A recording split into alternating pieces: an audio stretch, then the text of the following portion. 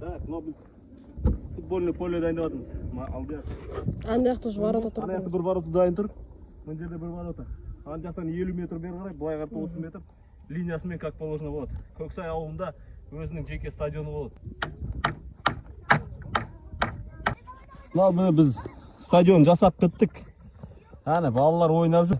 Стадионның аты болса, Көксай ауылындағы Месси мен Роналду атындағы стадион. Мына жақта өзіміздің трибунамыз бар. Міне, трибунада отыр. Қалайсыздар, жігіттер? Қалай болды стадион? Нормально, күшті. Ұнады ма? Молодец.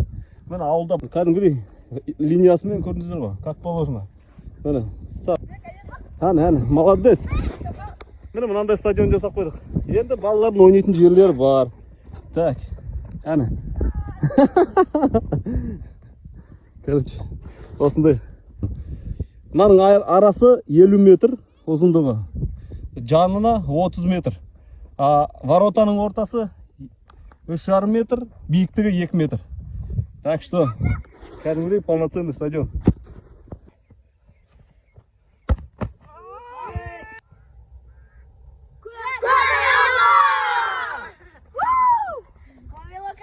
Артында тұрған стадион салып бергенге не то что балалар риза, мына жақтан ата-аналар шығып отыр ғой риза болып. Мадияр, қалай?